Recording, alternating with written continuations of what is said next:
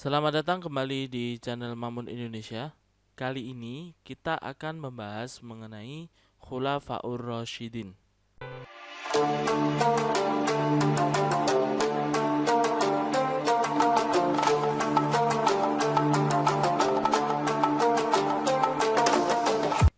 Khulafaur Rasyidin ini ada 4 khalifah penting yang sampai saat ini kita ketahui, yaitu yang pertama adalah Khalifah Abu Bakar As-Siddiq radhiyallahu an, kemudian Umar bin Khattab radhiyallahu an, kemudian Khalifah Utsman bin Affan radhiyallahu an, dan Khalifah Ali bin Abi Thalib radhiyallahu an.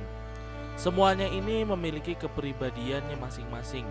Tentu yang pasti adalah memiliki keimanan yang kuat, karena beliau berempat ini adalah sahabat-sahabat Rasulullah yang kemudian menjadi orang penting sepeninggalnya Rasulullah Muhammad SAW. Semuanya tentunya berendah hati, keimanannya bagus dan tidak perlu diragukan kembali, cerdas, dan semuanya tentunya dermawan. Khulafaur Rasyidin ini kita ketahui atau biasa kita kenal dengan Khulafa ar-Rasyidin, berasal dari dua akar kata, yaitu khalifah atau khulafa, yang memiliki arti pengganti atau pemimpin, dan kata ar-Rasyid yaitu orang yang mendapat petunjuk. Sehingga Khulafaur Rasyidin berarti orang yang ditunjuk sebagai pengganti atau pemimpin yang selalu mendapat petunjuk dari Allah Subhanahu wa taala. Khalifah yang pertama yaitu Abu Bakar As-Siddiq radhiyallahu an. Beliau ini memimpin sejak 11 Hijriah sampai 13 Hijriah atau 632 Masehi sampai 634 Masehi. Kurang lebih beliau ini memimpin selama 2 tahun lebih. Khalifah Abu Bakar As-Siddiq itu nama lengkapnya adalah Abdullah bin Abi Quhafa At-Tamimi. Pada zaman pra-Islam dia bernama Abdul Ka'bah. Kemudian setelah masuk Islam namanya diganti oleh Rasulullah dengan Abdullah. Ia termasuk sahabat paling dekat dengan Rasulullah Muhammad SAW. Abu Bakar dilahirkan di kota Mekah 2 tahun sesudah tahun gajah, kira-kira tahun 573 Masehi. Ia adalah seorang pemikir di kalangan Mekah yang memandang bahwa penyembahan berhala itu suatu kebodohan dan kepalsuan belaka. Karenanya ketika diajak oleh Rasulullah SAW untuk memeluk agama Tauhid, ia pun dengan segera menerimanya. Ia merupakan orang pertama yang masuk Islam dari kalangan kaum laki-laki. Jadi sahabat Abu Bakar ini dari awal sebelum datangnya ajakan Rasulullah itu sudah berpikir bahwa penyembahan berhala itu sebuah kepalsuan. Kenapa bisa dikatakan sebuah kepalsuan? Ya, karena yang disembah adalah berhala atau patung yang diciptakan sendiri, disembah-sembah sendiri, kemudian kalau bosan diumpat sendiri, dihancurkan sendiri. Nah, itu alasan utama kenapa Khalifah Abu Bakar As-Siddiq itu bisa menjadi laki-laki pertama yang masuk Islam. Abu Bakar As-Siddiq ini sebagai khalifah setelah Rasulullah Muhammad SAW wafat. Abu Bakar terpilih menjadi khalifah setelah memerintah selama 2 tahun.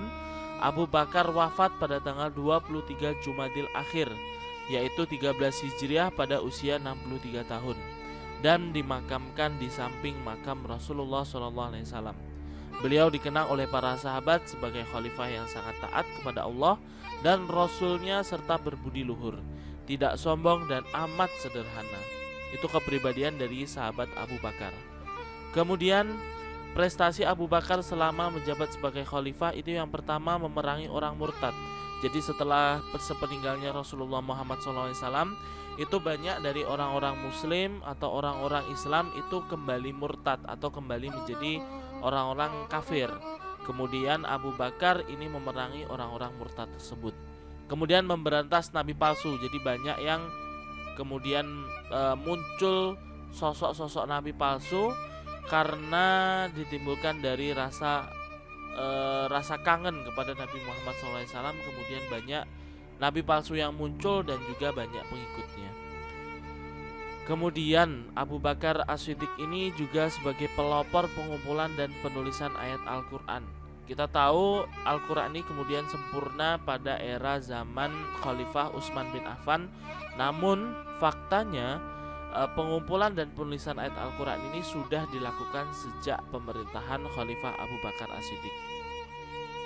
Kemudian Khalifah ini juga memperluas wilayah dakwah Islamiyahnya. Jadi tidak hanya pemimpin di sekitar Mekah dan Madinah, tapi juga melaksanakan ekspansi atau perluasan daerah. Abu Bakar ini patut kita teladani. Kenapa? Karena memiliki karakter yang bagus. Pertama, beliau ini rendah hati dan tidak sombong. Kemudian berhati tenang, sederhana dan juga penyabar. Beliau ini sangat-sangat sabar. Khalifah yang kedua adalah Khalifah Umar bin Khattab radhiyallahu an, yang kemudian meneruskan pemimpinan Abu Bakar di tahun 13 Hijriah hingga 23 Hijriah, yaitu sekitar 634 Masehi sampai 644 Masehi. Jadi setelah peninggalnya Abu Bakar, Khalifah Umar ini meneruskan kepemimpinannya. Khalifah Umar bin Khattab nama lengkapnya adalah Umar bin Khattab bin Nufail, keturunan Abu Uzza al-Quraisy dari suku Adi, salah satu suku yang terpandang dan mulia. Umar dilahirkan di Mekah 4 tahun sebelum kelahiran Rasulullah SAW. Jika Abu Bakar tadi dilahirkan 2 tahun setelah tahun gajah, kalau sahabat Umar itu dilahirkan 4 tahun sebelum lahiran Rasulullah, berarti sebelum era tahun gajah ya. Ketika menginjak remaja, ia mendapatkan kepercayaan dari suku bangsanya, yaitu suku Quraisy, untuk menjadi wakil dalam berbagai perundingan dengan suku-suku yang lain. Salah satu sifat yang menjadi karakter Umar bin Khattab radhiyallahu an adalah pemberani, tidak mengenal takut dan gentar, mempunyai ketabahan dan kemauan yang keras, serta tidak mengenal kata ragu dalam dirinya. Ini pribadi Khalifah Umar bin Khattab. Dengan masuknya Umar bin Khattab radhiyallahu an ke dalam barisan kaum muslimin, maka mulailah Islam mendapatkan amunisi baru untuk menyusun kekuatan dalam berdakwah. Memang benar setelah masuknya Umar ke dalam Islam, para sahabat menjadi lebih berani dengan terang-terangan berdakwah dan melakukan aktivitas keagamaan. Karena kita tahu semua, Khalifah Umar bin Khattab ini khalifah yang sangat pemberani dan banyak orang yang takut kepada Khalifah Umar bin Khattab. Umar bin Khattab ini menjabat sebagai khalifah setelah meninggalnya Khalifah Abu Bakar As-Siddiq. Ia telah menunjuk Umar bin Khattab sebagai penerusnya. Jadi tidak dilakukan secara demokrasi, tapi dilakukan secara penunjukan. Pengangkatan Umar mendapat persetujuan dari kalangan kaum muslimin. Setelah dibaitnya Umar sebagai khalifah, Umar pun berkata kepada umatnya, "Orang-orang Arab bagaikan seekor unta yang keras kepala, dan ini akan bertalian dengan pengendara di mana jalan yang akan dilalui. Begitulah aku akan menunjukkan kepada kamu jalan yang lurus." Umar menyebut dirinya sebagai khalifati Rasulillah, yaitu artinya pengganti dari pengganti Rasulullah. Ia juga mendapat gelar sebagai Amirul Mukminin, komandan orang-orang mukmin. Gelar ini diberikan sehubungan dengan keberhasilan beliau. Umar memerintah selama 10 tahun. Umar kemudian dibunuh oleh seorang budak Persia yang bernama Abu Lu'lu'ah. Khalifah Umar bin Khattab itu memiliki karakter-karakter yang patut kita teladani, yaitu yang pertama adalah beliau ini keberaniannya menyampaikan kebenaran. Jadi kalau ada hal-hal yang benar, beliau ini tidak takut untuk menyampaikan kebenarannya. Kemudian suka bermusyawarah dan bijaksana dalam mengambil keputusan, bersikap adil terhadap semua rakyat, bersikap toleran terhadap adat yang tidak bertentangan dengan ajaran Islam. Jadi kalau ada adat, karena salah satu kaidah fikih itu adalah al-adatu muhakamah, adat itu bisa dijadikan sebagai hukum. Nah, Khalifah Umar itu selama adat itu tidak bertentangan dengan ajaran agama Islam, maka adat itu dibolehkan. Jadi dari sisi kerasnya Umar bin Khattab, ternyata Umar bin Khattab ini sangat toleran. Kemudian beliau ini juga bersifat sederhana dalam kehidupan sehari-hari, bersikap jujur dalam menjalankan pemerintahan. Khalifah Umar ini memiliki banyak prestasi, tentunya diantaranya adalah Khalifah Umar itu mampu memperluaskan dakwah Islam, mengatur administrasi pemerintahan, mengatur dan menertibkan sistem pembayaran gaji dan pajak tanah. Jadi ada gaji atau orang-orang yang bekerja dalam pemerintahan itu mulai digaji itu dari sejak era Khalifah Umar bin Khattab. Pajak juga demikian. Kemudian mendirikan pengadilan dalam rangka memisahkan lembaga yudikatif dengan lembaga eksekutif. Jadi ini sahabat Umar yang menciptakan. Kemudian membentuk jawatan kepolisian untuk menjaga keamanan dan ketertiban negara, karena di era Umar ini sudah sangat luas wilayah Islam. Kemudian mendirikan jawatan pekerjaan umum untuk mendukung pembangunan, mendirikan Baitul Mal untuk melancarkan kesejahteraan umat, kemudian mencetak mata uang sebagai sarana ma'isyah dan muamalah kehidupan ekonomi, dan menetapkan penanganan berdasarkan kalender tahun Hijriah. Jadi waktu itu kalender itu masih menggunakan Masehi. Kemudian di era Umar, beliaulah yang mencetuskan atau menetapkan penanggalan berdasarkan kalender tahun Hijriah. Khalifah selanjutnya adalah Khalifah Utsman bin Affan. Beliau menjabat meneruskan Khalifah Umar sejak tahun 23 Hijriah sampai 36 Hijriah atau 644 Masehi sampai 656 Masehi. Khalifah Utsman bin Affan radhiyallahu anhu, nama lengkapnya adalah Utsman bin Affan bin Abil As bin Umayyah bin Abdi Syam bin Abdi Manaf dari suku Quraisy. Lahir pada tahun 576 Masehi di Taif. Ibunya bernama Urwah adalah putri Ummu Hakim al-Baida, putri Abdul Muthalib. Nasab Utsman melalui garis ibunya bertemu dengan nasab Nabi Muhammad SAW. Tentu nasab ini dari Abdul Muthalib. Pada Abdi Manaf ibnu Quyaihi, nasab Utsman bersambung melalui Umayyah bin Abdi Syam bin Abdi Manaf. Sedang nasab Rasulullah SAW bersambung melalui Abdul Muthalib bin Hisham bin Abdi Manaf. Ayah dari Utsman adalah Affan. Affan adalah seorang saudagar kaya dari suku Quraisy. Utsman bin Affan radhiyallahu anhu masuk Islam melalui dakwah atau ajakan Abu Bakar radhiyallahu anhu dan menjadi salah satu sahabat terdekat Nabi SAW. Ia adalah orang kaya dan berasal dari keluarga yang kaya raya, akan tetapi kehidupannya dijalani dengan sederhana, serta sebagian besar kekayaannya adalah untuk perjuangan agama Islam. Jadi sahabat Utsman bin Affan ini ternyata masih senasab dengan Nabi Muhammad SAW, yang dihubungkan dari jalur ibunya yang ketemu dengan Abdul Muthalib. Kemudian saudagar Khalifah Utsman ini, Khalifah Utsman ini itu adalah saudagar kaya raya yang tentunya kemudian harta beliau ini digunakan untuk mendukung dakwah agama Islam.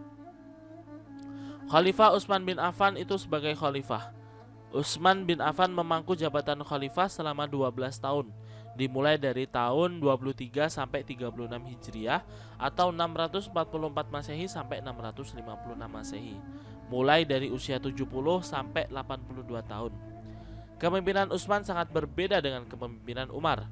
Hal ini disebabkan karena ketika Utsman diangkat sebagai khalifah telah berusia 70 tahun serta sifat lemah lembut yang dimilikinya.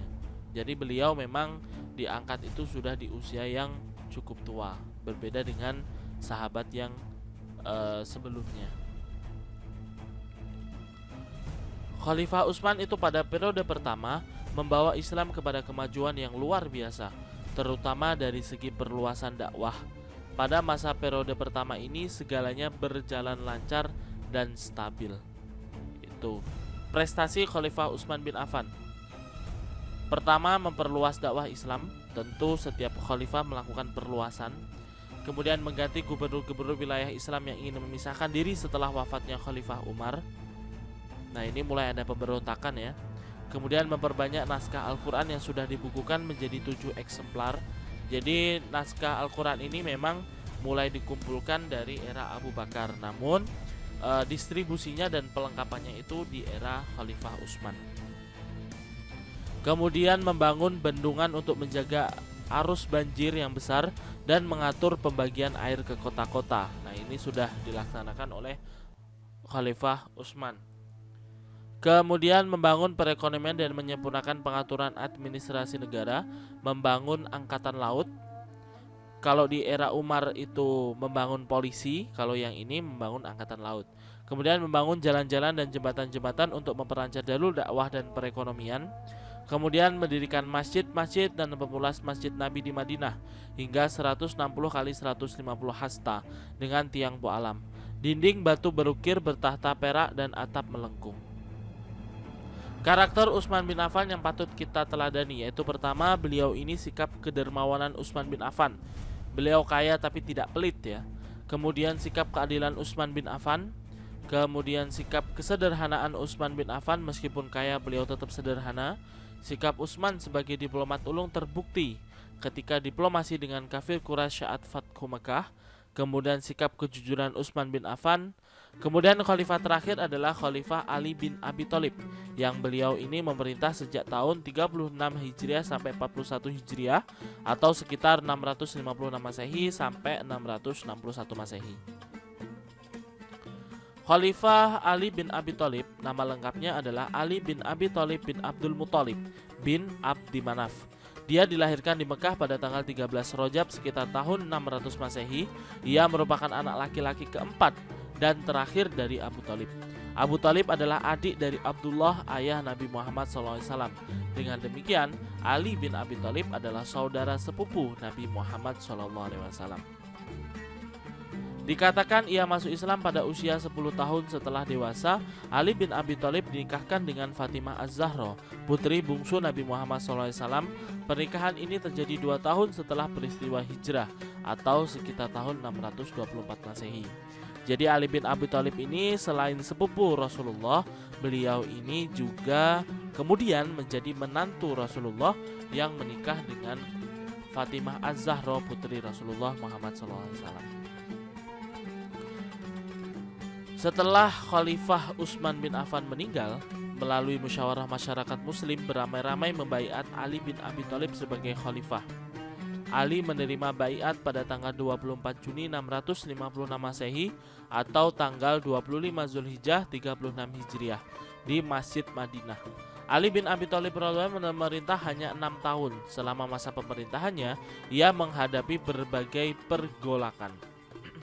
Tidak ada masa sedikit pun dalam pemerintahannya yang dapat dikatakan stabil, karena Ali ini meneruskan gejolak yang ada di era Utsman bin Affan. Pada masa pemerintahannya pada tahun kurang lebih 658 Masehi, ibu kota pemerintahan dipindahkan dari Madinah ke Kufah. Alasan Ali memindahkan pusat pemerintahan dari Madinah ke Kufah adalah karena ia tidak menginginkan kota suci ini terkotori kancah politik. Pada tanggal 20 Ramadan 40 Hijriah, sekitar 666 Masehi, Ali dibunuh oleh seorang anggota Khawarij yaitu Abdullah bin Muljam. Jadi Khalifah Ali bin Abi Thalib ini meninggal sama seperti khalifah-khalifah sebelumnya. Khalifah Abu Umar itu juga dibunuh oleh orang Majusi. Khalifah Utsman itu juga meninggal dibunuh oleh pemberontak. Dan yang terakhir Ali bin Abi Thalib itu juga meninggalnya dibunuh oleh orang-orang Khawarij. Ali bin Abi Thalib ini memiliki karakter yang patut kita teladani, yaitu beliau ini cerdas, pandai, pemberani, sabar, tabah dalam menghadapi masalah, dan sebagai panglima perang pemberani dan gagah perkasa. Kemudian Khalifah Ali bin Abi Thalib ini memiliki prestasi, yaitu yang pertama, dalam perluasan dakwah Islam, Islam telah sampai ke daerah Sind yang terletak di bagian barat India. Jadi sudah sangat jauh perkembangan Islam di era Khalifah Ali bin Abi Thalib. Kemudian dalam urusan politik, Khalifah Ali bin Abi Thalib mengganti para gubernur yang diangkat khalifah sebelumnya serta membasmi para pemberontak dan pembangkang kekhalifahan. Pemberontakan ini sebenarnya sudah terjadi sejak era Utsman bin Affan. Namun kemudian muncul kembali gerakan pemberontakan ini di era Ali bin Abi Thalib karena dipicu oleh hasutan untuk menangkap orang-orang yang telah membunuh Khalifah Utsman bin Affan. Namun Ali bin Abi Thalib ini menolak karena ketika pembunuhan Khalifah Utsman bin Affan itu banyak pemberontak atau banyak orang yang ikut dalam pemberontakan atau pembunuhan Khalifah Utsman, sehingga Ali bin Abi Thalib itu tidak mau kalau semuanya dihukum, maunya ya yang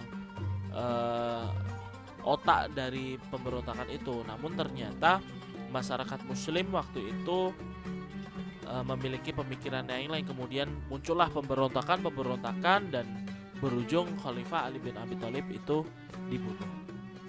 Kemudian dalam urusan pembangunan, Khalifah Ali bin Abi Thalib membangun kota Kufah dengan bentuk baru dan dijadikan sebagai pusat pemerintahan. Kemudian dalam perkembangan ilmu pengetahuan, Khalifah Ali bin Abi Thalib dikenal sebagai pembina yang menyusun dasar-dasar ilmu nahwu. Ia mempunyai murid yang cerdas bernama Aswad Ad-Du'ali yang menyusun dasar-dasar ilmu nahwu untuk meluruskan bacaan dan pemahaman terhadap Al-Quran dan hadis. Sedikit pengetahuan mengenai ilmu nahwu. Ilmu nahwu ini sebenarnya bisa kita pelajari sendiri, namun alangkah baiknya kita belajar bersama guru. Dan banyaknya atau mayoritas ilmu ini dipelajari di pondok-pondok pesantren. Kenapa? Karena di pondok pesantren itu ada pengajaran pembacaan kitab-kitab kuning atau kitab Arab yang tidak berharokat.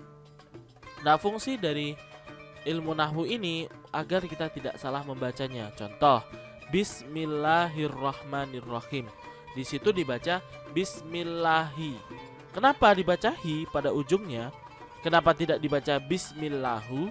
Kenapa tidak dibaca Bismillaha atau Bismillahun atau Bismillahin? Nah, itu semua yang mempelajari adalah ilmu nahwu. Baiklah, semua itu tadi penjelasan mengenai Khulafaur Rasyidin, 4 khalifah legenda yang kita ketahui, yaitu Abu Bakar As-Siddiq, Umar bin Khattab, Utsman bin Affan, Ali bin Abi Thalib. Meskipun pada ujung umur beliau ini hanya Abu Bakar saja yang meninggalnya tidak dibunuh. Semoga kita selalu dalam lindungan Allah Subhanahu wa taala. Silahkan di like jika suka, silahkan di share. Semoga bermanfaat dan menjadi amal jariah kita semua, sehingga teman-teman yang belum mengetahui mengenai Khulafaur Rasyidin itu bisa mengetahui Khulafaur Rasyidin. Terima kasih. Jangan lupa tekan tombol like, share, dan subscribe agar tidak ketinggalan video selanjutnya. Sampai jumpa di video selanjutnya. Terima kasih.